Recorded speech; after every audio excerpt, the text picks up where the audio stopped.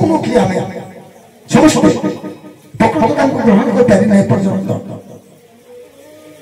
मीमांसा को दर्शन को लेखा को आदर्श को आम प्रकृत एपर्यंत भेद करवा बहुत कष्ट साध्य कहीं आमर धीशक्ति मुझे छोट बड़ करूनी आम धीशक्ति से पहुंची पारे सार कौन कहतु आम धीशक्ति प्रज्ञा बर्तमान से पहुंची पारे पहुंचापी दरकार कौन आवश्यक कौन कहतु मार्गटी आवश्यक मार्ग अच्छा कहले मार्गटी ये गोटे मार्गटी मुझे चरम पृष्ठ लेखाटी धन रे तोर जी ते जी घृणा करू भल पाइसी तोर जी निंदा करुच तार प्रशंसा कर अच्छा ये कथाटा आमको पालन करने लिखिं ना से बाप पुओ कली कर पालन करने लिखुं कहते अजय से कहले तोर जी घृणा करुच ना किंतु आज आलोचना कौन बाप पुओ भर कली होती कौन कली संसार होनी जोड़ुचुनी सांगे दुख यहीटा तो मो भीतर दुख मुझे शुणी शुणी मो कान फाटीगला बुझे यहाँ तो दुख यहाँ आम देखी आम केमी पालन करवा केमी मोर जड़े निंदा करुच्ची केमी मु प्रशंसा करी सी मो देखी फिर लिखिले कौन तू अन्यर मंद को देखबू ना अन्यर मंद को देखिले तू मंद ही फेरीजु ये कथाटी केते बड़ कथा कहतु अच्छा आगे टिके जीवा तोर जी निंदा करुच्ची तार प्रशंसा करी आगे से अच्छा कहले जो कथाटी जड़े निंदा करुच्ची जड़े गोटे महापुरुष मैंने कहते शत्रु को तुम्हें शत्रु भली भावना मित्रर आसन दियो कहीं ना शत्रु ही तुमको जड़े दिए तुम मंद गुण विषय तुम्हार भितर कौन मंद गुण अच्छी निजे आम निज मंद गुण को जानी पारिबानी सारे मु जड़े रागी मु रागुची रागरे सत विध्वंस कर दउची जन को कष्ट दे दउची ए कथाटी मु जानी पारु तेणु मुझे कष्ट देली से लोक अनुभव कला जे कथाटा मत सारे ठीक कहले कि ध्रुव भाई ठीक कहले ये कथा ना अजय भाई कहतु ये कथा ना तेणु निज कथाटा कि निजे जानी पारे माँ मैंने दोष कले माँ मान तमें भूल कले बोले कहीद तुम भूल कल तुम शुण मुझे कथा कहीदे माँ मैंने खराब भाई गोटे भाई जड़े पुरुष जड़े घर मुरबी घर जड़े स्वामी जदि कहीदेव कई पाँच मिसी तुमर एटा भूल है ठीक है 5 मुहरे से पंचायत में मानिजी तमें गोटे माटी की भूल है कही मन देखा केमती तुम्हें मन दब पारे सारे पारे ना तेणु निज भितर निजर करुवा कर्म कौटी त्रुटिपूर्ण अच्छे बोली से कर्म को नहीं आउ जड़े आप देखा हारी निंदा करा निंदा करुच्ची तेणु कौन कहले महापुरुष मैंने साधु सन्त मैंने साधु बाणी कौन निंदा प्रशंसा एकमत जानती सुज्ञानी पंडित से कहते निंदा को जत्न रखिबू प्रशंसा को दूर रखिबू प्रशंसा जे तोर करुची जे प्रशंसा करुची किछि स्वार्थ तो भीतर जड़ित जड़ित थिबारु से तोते प्रशंसा करुची ए ना सर जड़े मो सार को प्रशंसा करी कौन पाई सार को भीतर कौन खराब गुण नहीं मुझे प्रशंसा कली माने मुहर कही 5 लोक आगे कहली कि सारे जी भल पाते आगे सब कहली केमती सारे जानतु कहीं ना सार पाखे मोर किसी स्वार्थ अच्छी जो स्वार्थ को नहीं मुझे प्रशंसा कर जगत है ना भाई जगत है ना स्वार्थ को तुम साधन स्वार्थ प्रशंसा को दूरे रख निंदा को जत्न रख निंदा को केमी जत्न करवा केमी कहतु जत्न करवाटा केमी आम निंदा को ग्रहण कले जत्न कले बोली भाविबा ये कौन पार्टी रे कहीदेवा कथा ये विराट साधना सार ये साधना ना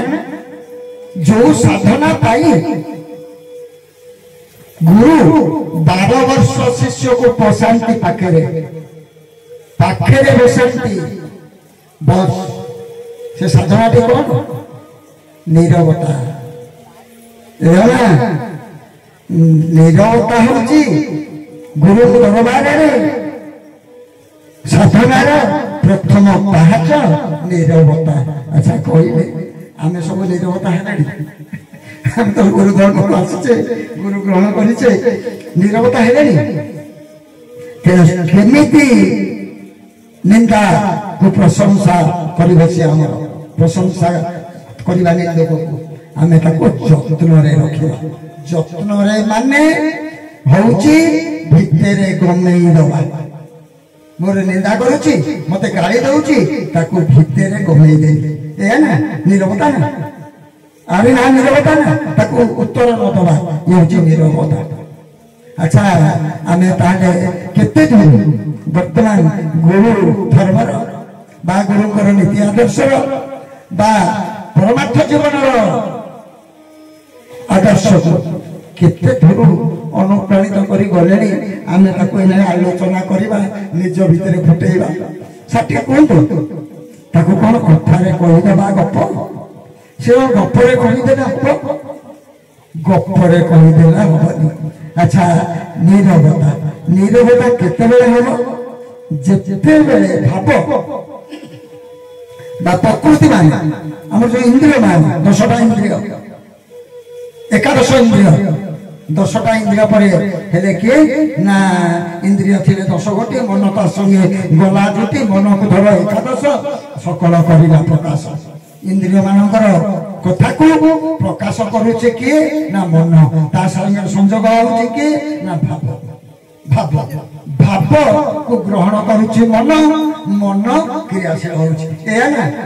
अब शरीर तत्व को पसले जो हमर नीतिदिनिया क्रियाशील आमे चलीचे केमती आमे खाइबा पान खंडे खाइबा दुकान को जीवा आके के इंद्रिय ए जो पाटी रे अछि जीवा रसना सी आगे पानर स्वाद मने पकोउची पान एमितिया स्वाद तेनु मने पके कोन करूची मन ऊपर प्रभाव पकोउची मन सब कोन करूची भाव ऊपर प्रभाव पकोउची भाव सब कोन करूची ना शरीर ऊपर प्रभाव पकई शरीर को टाणी नउची पान दुकान को चा दुकान को जो ठीक हो हमको टाणी नउची तेनु ता बोले अछि के भाव इंद्रिय मान को संयत न कले भाव संयत नुहे भाव संयत नले मन संयत नुहे मन संयत नले ए बाणी के आमे कार्यकारी करिबा असंभव तेनु हेला कोन ताको पालन करिबा को हेले नीरवता ताको आगे साधन करिबा को पड़िबो नीरवता थरे हेई गले से गाली होची तो सेठी नीरवता कहि दोची केते बाटे नीरवता साधना केते बाटे जदि नीरवता टिके आमे अवलंबन करिबा मात्र 3 मिनिट मन राजत्व करिबो भाव ऊपर 3 मिनिट परे से भावटी अपसरी जीव मन ठाकुर तेनिके कोन हबो बुद्ध आसीबो हो गाली देला तो गाली दो देखिबा कोन होची बुद्ध भीतर आइला बुद्ध आसी गले कोन हला ना ता गाली दबा अस्त्रटा ता पाखो फेरी गला ए सूक्ष्म तत्व ए स्थूल तत्व नुहे ए सूक्ष्म तत्व ता गाली दबा तुम भीतर यदि न पसिला नीरवता तुम्हें रहिला तुम्हें बुद्ध नहीं गला से गाली तारी पाखो गुणित को ऊपर फेरी ता घेरे बाजिला लेउटी आवाज लेउटिला से शक्ति तारी